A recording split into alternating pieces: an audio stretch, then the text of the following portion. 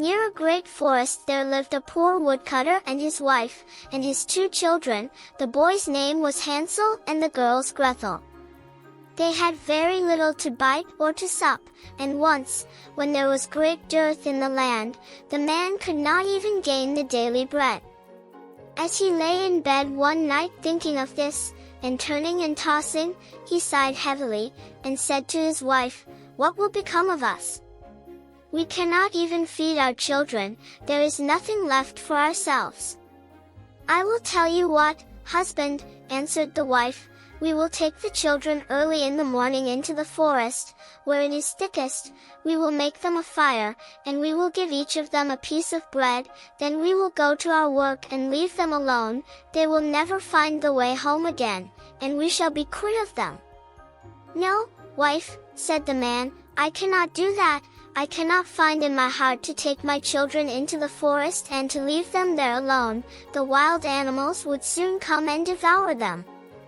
"Oh, you fool," said she, "then we will all 4 starve, you had better get the coffins ready," and she left him no peace until he consented. "But I really pity the poor children," said the man. The 2 children had not been able to sleep for hunger, and had heard what their stepmother had said to their father. Gretel wept bitterly, and said to Hansel, "It is all over with us." "Do be quiet, Gretel," said Hansel, "and do not fret, one will manage something." And when the parents had gone to sleep he got up, put on his little coat, opened the back door, and slipped out. The moon was shining brightly, and the white flints that lay in front of the house glistened like pieces of silver. Hansel stooped and filled the little pocket of his coat as full as it would hold. Then he went back again, and said to Gretel, "Be easy, dear little sister, and go to sleep quietly, God will not forsake us," and laid himself down again in his bed. When the day was breaking, and before the sun had risen, the wife came and awakened the 2 children, saying, "Get up, you lazy bones, we are going into the forest to cut wood." Then she gave each of them a piece of bread, and said, "That is for dinner, and you must not eat it before then, for you will get no more."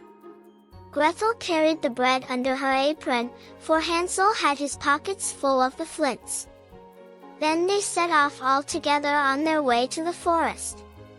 When they had gone a little way Hansel stood still and looked back towards the house, and this he did again and again, till his father said to him, "Hansel, what are you looking at? Take care not to forget your legs." "Oh, father," said Hansel, "lamb looking at my little white kitten, who is sitting up on the roof to bid me goodbye." "You young fool," said the woman, "that is not your kitten, but the sunshine on the chimney pot." Of course Hansel had not been looking at his kitten, but had been taking every now and then a flint from his pocket and dropping it on the road.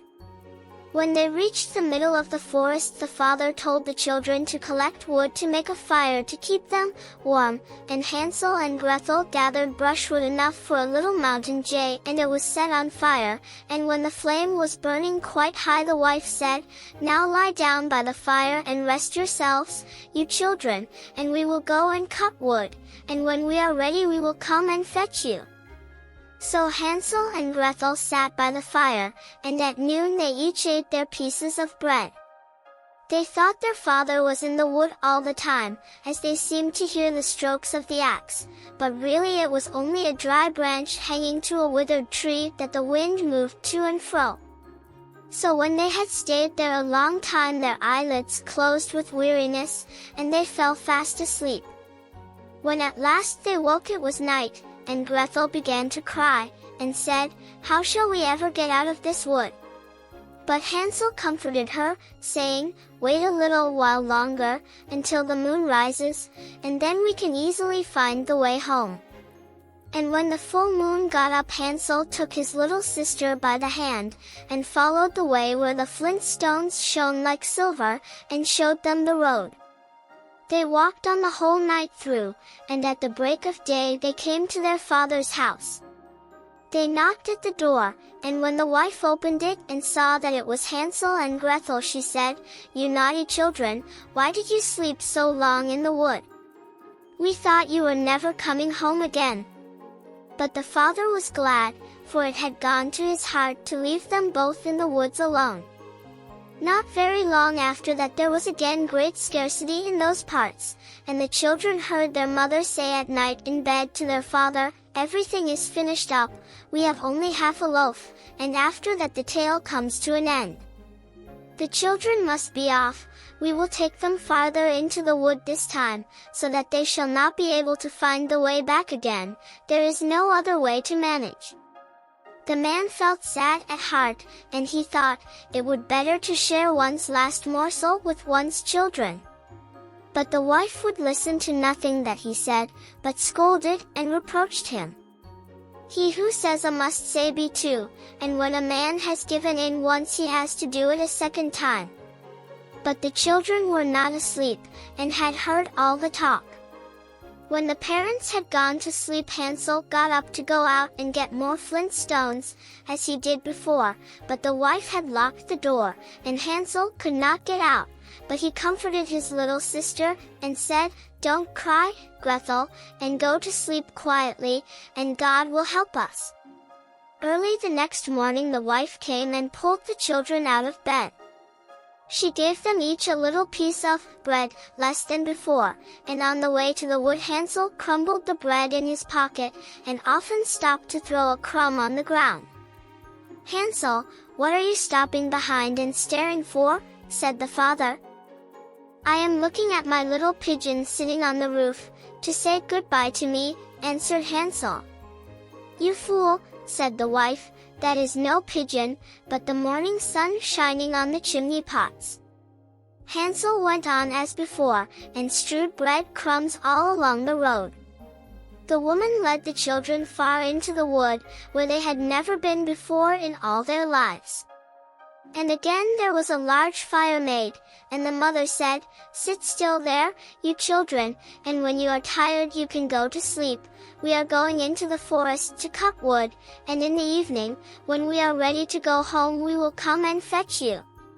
So when noon came Gretel shared her bread with Hansel, who had strewed his along the road. Then they went to sleep, and the evening passed, and no one came for the poor children.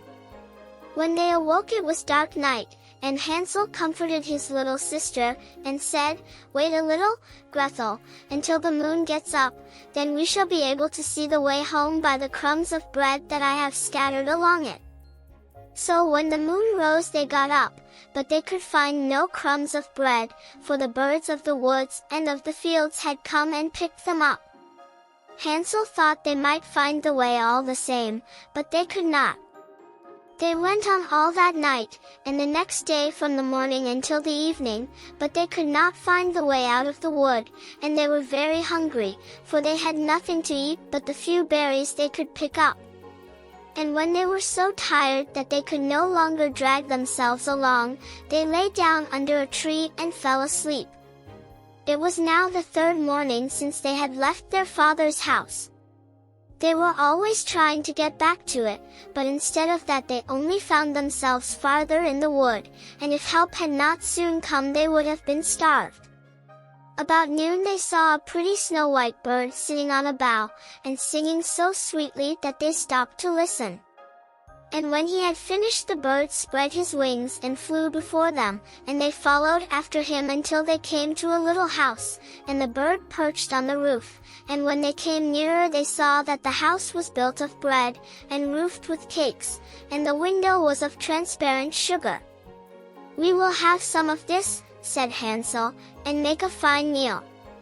I will eat a piece of the roof, Gretel, and you can have some of the window that will taste sweet." So Hansel reached up and broke off a bit of the roof, just to see how it tasted, and Gretel stood by the window and gnawed at it. Then they heard a thin voice call out from inside, "Nibble, nibble, like a mouse. Who is nibbling at my house?" And the children answered, "Never mind, it is the wind." And they went on eating, never disturbing themselves. Hansel, who found that the roof tasted very nice, took down a great piece of it, and Gretel pulled out a large round window pane, and sat her down and began upon it. Then the door opened, and an aged woman came out, leaning upon a crutch. Hansel and Gretel felt very frightened, and let fall what they had in their hands. The old woman, however, nodded her head, and said, "Ah, my dear children, how come you here? You must come indoors and stay with me, you will be no trouble." So she took them each by the hand, and led them into her little house. And there they found a good meal laid out, of milk and pancakes, with sugar, apples, and nuts. After that she showed them 2 little white beds, and Hansel and Gretel laid themselves down on them, and thought they were in heaven. The old woman, although her behavior was so kind, was a wicked witch, who lay in wait for children, and had built the little house on purpose to entice them.